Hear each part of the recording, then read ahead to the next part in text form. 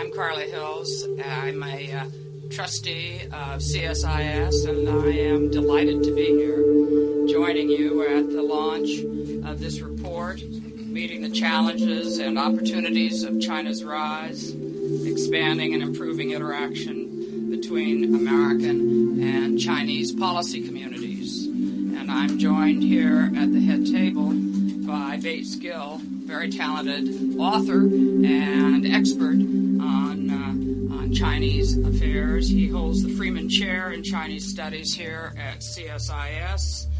He has previously served as a senior fellow in the Foreign Policy Studies and the inaugural director for the Center of Northeast Asia Policy Studies at Brookings Institution. And his biography is at the back of the report. I can also say he's on the board of the National Committee on U.S.-China Relations and contributes in a very substantial way.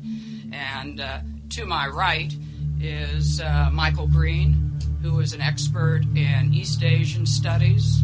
Michael has joined CSIS in December out of the National Security Advisor, where he was an Asian specialist, and we're delighted to have you join us.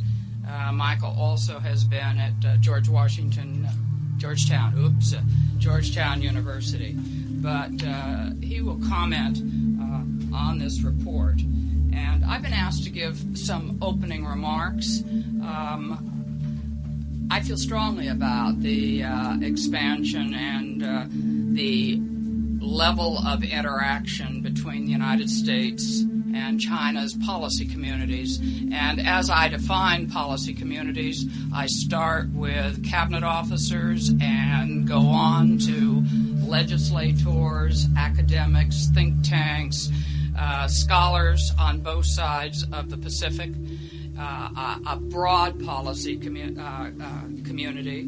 So I congratulate Bates and CSIS for focusing on the need to encourage and to facilitate interaction between the United States and China's policy communities, and outlining ways where we could more effectively accomplish that. I don't think it's widely appreciated how directly the national interests of China and the United States intersect on a broad range of policy issues, from energy to the environment, economics to education, nuclear threats, which really ought to be forefront in our minds this morning, and pandemic risks, and so much more. Our ability to deal successfully with most of these issues requires greater bilateral cooperation built on mutual trust, which, as Bates correctly notes in his report, can only be developed by, and I'm using his language, confident, regularized, and effective communications between the policy communities in Washington and in Beijing. The report ably documents that our economies have become mutually dependent in a very short period of time. In 1990, our commerce with China was minuscule. Today, China is America's third largest trading partner. It accounts for 1/8 of our total imports. It is our fastest growing export market. It grew at 160% over the past half decade, much, much more rapidly than our exports to the rest of the world. It is our second largest purchaser of treasury bills, and clearly a decline in the fortunes of one would adversely affect the fortunes of the other. And yet, to listen to some of the political rhetoric, you might believe just the opposite. And in my view, that is because there is a lack of understanding on both sides of the circumstances and the constraints facing the other.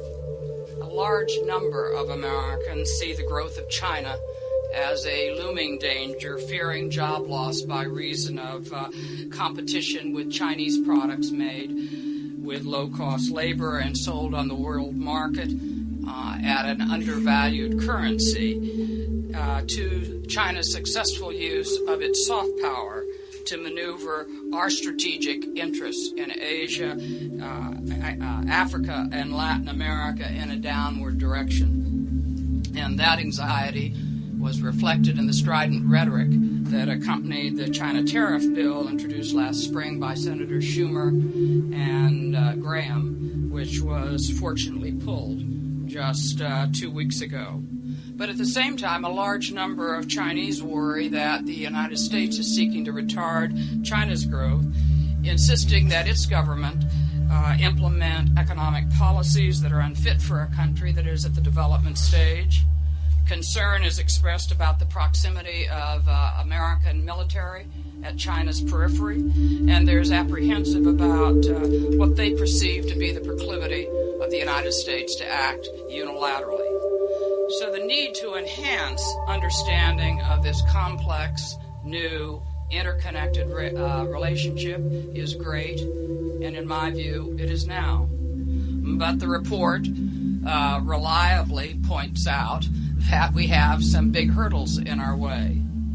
Efforts of the broad policy community to become more informed about China by engaging more effectively with their policy counterparts in China are hampered by a number of factors. First, China isn't located just around the corner. It takes hours of air travel, and there are no direct flights between Washington and Beijing. In addition, China has come up onto the international stage with great speed, and it takes time to become familiar with the new China, which is very different from the China that existed 15 years ago, that barely registered on our policy radar screens.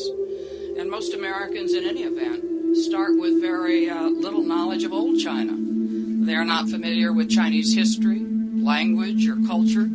And as the report documents, citizens from the United States travel to China only about a third as often as citizens from the European Union. And we have seen only half as many students from the United States studying in China as European students.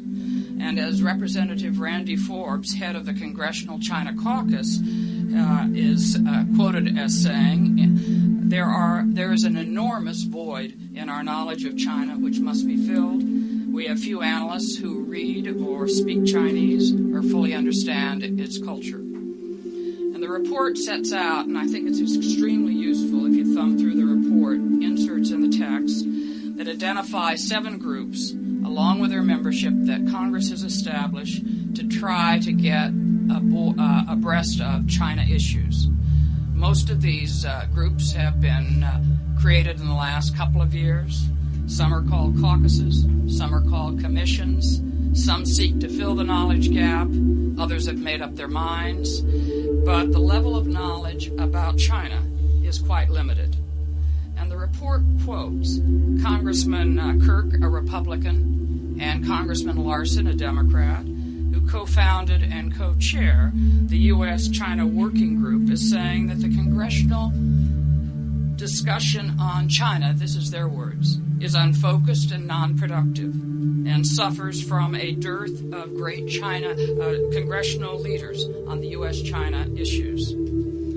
Congressman Kirk has further said, in describing the knowledge of the respective legislative bodies, the Senate view, and I'm using his words, the Senate view toward China is at least multifaceted with some ups and downs, and the House view toward China is relentlessly negative and highly misinformed. And it's significant to note that direct exposure to China, even by a member who is highly critical, results in greater understanding. Bates has quoted Senator Graham, who upon returning from China earlier this year said, "While in China we learned many things we never knew before." And Senator Schumer said, after the same trip, "I am now more optimistic that we could solve the problems than before I came to China. This visit has been a great eye-opener." And finally, it's not always easy for government officials to reach out to their counterparts. As the report points out, The structures of our two governments are quite different, and sometimes there is no obvious counterparty. For example, the Chinese don't have a Department of Energy, and energy is a big issue today. China's central government is comprised of layers of vice premiers, state councilors, commissioner chairs, ministers, and dozens of administrative agencies, which require an understanding of knowing who is principally responsible for a given issue. And even on our side, it's not altogether clear who is leading on a key China issue. The White House, the Department of State, the cabinet officer. Recognizing the critical importance of bilateral relationship and the value of direct interface, over the past 5 years, the executive branch of our government has made an effort to initiate some top-level exchanges. Some meet on a regular basis, some more sporadically. In 2005, Secretary of State, Deputy Secretary of State Robert Zoellick began a strategic dialogue with his counterpart, China's Vice Minister of Foreign Affairs, to discuss a broad range of issues from trade to human rights. That same year, then Secretary of Treasury John Snow put a financial attaché in Beijing. And the year prior, the Department of Justice opened an FBI office in Beijing. Currently, both the Departments of Commerce and Agriculture have posted representatives in China, and the United States Trade Representative has announced an intention to do just that. And last month, during his first visit to China as Secretary of Treasury, Hank Paulson, who traveled often to China during his many years at Goldman Sachs, launched, with the approval of the White House, a U.S.-China strategic economic dialogue, which builds on the strategic dialogue that Undersecretary Zoellick began at State in 2005. And this dialogue is intended to meet at the highest level twice each year to focus on key economic challenges.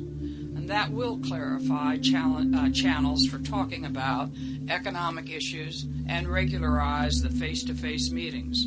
The Secretary was very careful to say that existing bilateral dialogues, which tend to focus on bilateral problems, will continue, including the Joint Commission on Commerce and Trade led by the U.S. Trade Representative and the Joint Economic Committee led by the Department of Treasury. But still, more needs to be done, as stated by the 8 U.S. trade representatives who served in both Democratic and Republican administrations between 1971 and 2005.